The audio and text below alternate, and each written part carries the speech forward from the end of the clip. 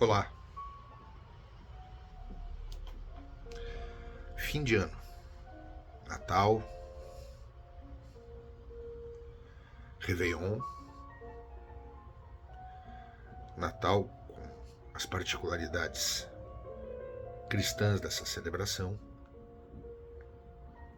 e fim de ano, uma celebração montada e construída a partir da outra construção, que é uma forma particular de tentar contar o tempo, contado diferente em outras culturas, assim como o Natal, que diz respeito a mais a religião cristã, tem ali o seu ponto dentro do ano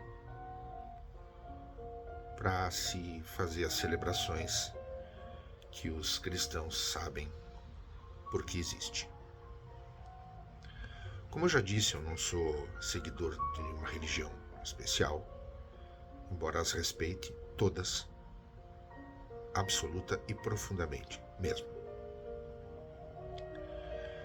De qualquer forma, mesmo nessas circunstâncias, entendo essa época do ano, criado a partir desse algoritmo de contagem, como um combo que vem essa coisa de Natal e Réveillon. E é uma época, a mim sempre pareceu um pouco surreal, né? O Dalí falava que surreal é a implementação absoluta da realidade. Que a gente olha e diz, nossa, mas como é que pode? Pois é surreal mesmo. Então, a partir disso, eu quero dizer que é inevitável, é inequívoca a enorme convocação emocional nessa época do ano, assim contado. E por que isso é tão potente, tão oceânico, como dizia o Dr. Freud? Porque essa época do ano, esse combo de final de ano, ele celebra dois encontros. O encontro com o que se deseja e o encontro com o que se tem. Celebra-se e tenta-se, mediante as confraternizações, ter o bom encontro. Sempre muito difícil. É muito comum dizer, né? Puxa, final de ano sempre dá aquela briguinha, né? Porque talvez a gente espere para no final de ano fazer funcionar o encontro daquilo que nunca se encontrou durante o ano inteiro e tentar fazer às vezes o quadrado caber dentro do redondo. Isso às vezes não funciona e as diferenças aparecem. Meio lógico, né? Mas há uma boa intenção, há uma intenção. E como eu disse, é um bom encontro do desejo da presença ou das presenças de pessoas, de amores, de sucesso, de realizações. E há também o encontro com outras presenças, que são as presenças das ausências, das pessoas, das coisas que a gente queria que tivessem dado certo, que tivessem acontecido e não. Então esse momento é uma coisa que parece aquela represa que se abriu e que vem de forma caudalosa, oceânica, num frenesi de desejo e de percepções,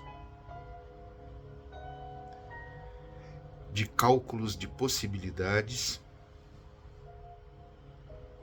e da constatação de impossibilidades, o chão duro da realidade. Então essa mágica que muitos dizem existir, não é só uma mágica contida ali é um troço comercial, não sei o quê. Claro que é comercial, o mundo é comercial. Mas onde é que está a mágica? E nem sempre mágica, é uma coisa boa de suportar. Mas ela é uma fina estranheza com as nossas próprias coisas. Aquilo que o Dr. Freud chamava do Unheimlich, que já foi traduzido de forma equivocadamente como sinistro, mas vai mais como um estranho familiar. Com o que é que a gente se encontra?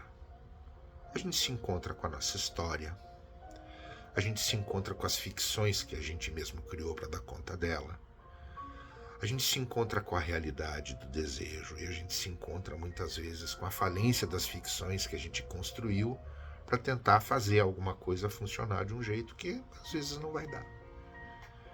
Mas essa não é uma perspectiva necessariamente triste, embora eu acho que essa época do final do ano traz, mesmo no bojo de tantas celebrações, um quê de uma certa tristeza, porque é uma constatação dos nossos limites, que a gente tenta ultrapassar mediante essa lógica meio do reload, ou então a partir das frases solidárias. Vai ser melhor, tudo vai dar certo e tal. Isso não é uma coisa boba, porque é um desejo sincero, né? Eu mesmo, às vezes, como eu queria que as coisas fossem melhores, tudo vai dar certo, e a gente às vezes tem que dizer isso pra gente mesmo, pra se agarrar um pouco, pra não cair na armadilha da lucidez, fazendo isso apenas uma amarga desesperança. Não é nada disso. Então eu acho que é muito bacana a gente poder se entregar a essa curiosa e agridoce mágica para fazer sim um encontro com aquilo que é a nossa verdade, com aquilo que é nosso verdadeiramente.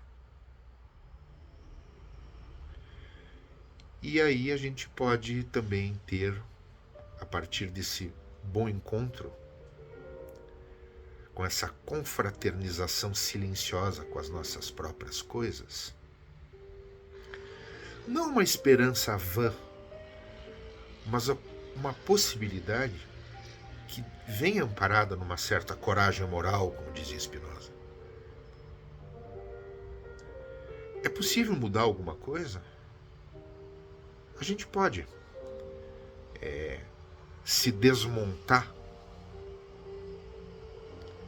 para fazer disso alguma coisa nova nascer a partir do mesmo material que foi reorganizado. Dá a essas coisas uma outra significação. Então, o nascimento, dentro da tradição cristã, que depois é seguido da história de um trágico assassinato e depois de um renascimento. A gente pode tirar essas lições para além da religião nessa época e entender que algo em nós demanda, sim, após um nascimento, uma desconstrução para fazer uma outra coisa. Mas sem esperanças vãs, a partir de um duro trabalho interior. E aí sim a gente pode ter uma confraternização com essa demanda, nos acolhendo a nós mesmos, na nossa estranheza, na nossa falta, na nossa falha, mas acreditando também na nossa decente e justa intenção de transformação. Então essas festas que são muito voltadas a encontrar outras pessoas, os outrinhos, talvez possam ser vistas como uma festa íntima, interior, em que a gente possa se confraternizar sinceramente, também com a nossa estranheza, também com a nossa falta, também com a nossa inabilidade, com as nossas malcriações, com a nossa boa intenção, com as nossas pequenas maldades. Sim, quem não? E esse encontro silencioso e corajoso, ele não é leve, mas ele é justo. ele é necessário, porque desse jeito a gente para de demandar tanto das estrelas a resolução das nossas questões e a gente para de demandar dos outros e transferindo a eles as nossas demandas de amor, que quando falham, fazem com que a gente transforme neles, nos outros, os responsáveis. Quando a gente se entende com as nossas próprias questões de uma forma mais corajosa, a gente pode tratar os outros de uma forma mais leve, por entender que eles não são responsáveis,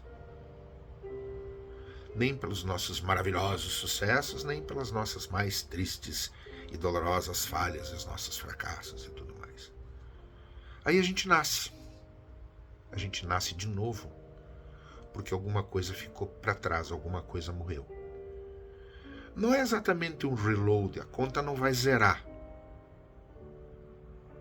2023 tudo será melhor. Não sei. Mas pode ser diferente na medida em que a gente se confraternize com as nossas verdades. Silenciosamente. Ali, quietinhos. Dando conta das tristezas inevitáveis, mas de uma delicada e silenciosa esperança que não tem nada a ver com esperar. Tem a ver com a possibilidade de um movimento, não feito pelo mesmo, mas feito por um outro que pode ser localizado dentre os escombros daquilo que falha e dentre as delicadas vontades de ser melhor. Se isso é assim, se isso funciona, e não é fácil, é difícil para todo mundo. Talvez alguns achem que isso tudo é uma gigantesca besteira. Que se pense. Talvez seja uma data para ser olhada desse jeito. E aí, uma outra coisa é também não deixar tanto para essa época do ano